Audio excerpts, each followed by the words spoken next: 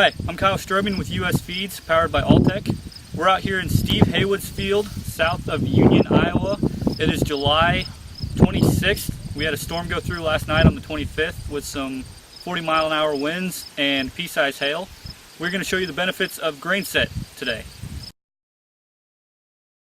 Right now we are in the grain set portion of the field. You can kind of look down the rows. Yes, we do have some down damage due to the storm last night. But what I want you to observe is the corn stalks, what color they are, and how far they're burnt up to the ears. You can see it's got the hail damage to it on the leaves. That's going to happen no matter what in your hailstorm. But what I want you to look at is come over here, we'll open up this ear. Yes, they're small ears, but for the drought we're dealing with this year, we're doing pretty well.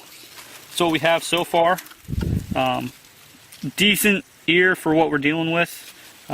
Starting to dent, but you can kind of see the ear itself. We are now 40 rows over in the non-grain set portion of the field. As you can see, there's a lot more down corn over here.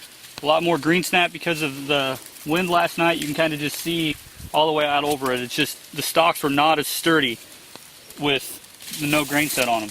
You can actually see on the stalks too, they're already fired up a long ways to the ear. If you noticed on the other ones, the husks on the other ears were still green. These are brown. These are already burnt up. We'll actually pull these apart.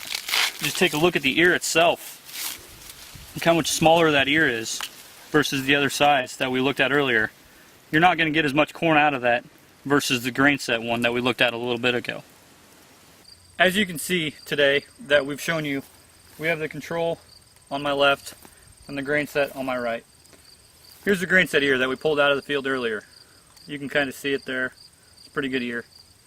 There's a control ear. Same field, 40 rows apart. You can tell the difference. On these control ears, we're seeing mold growing on them already. Those husks are not covering the end of these ears anymore.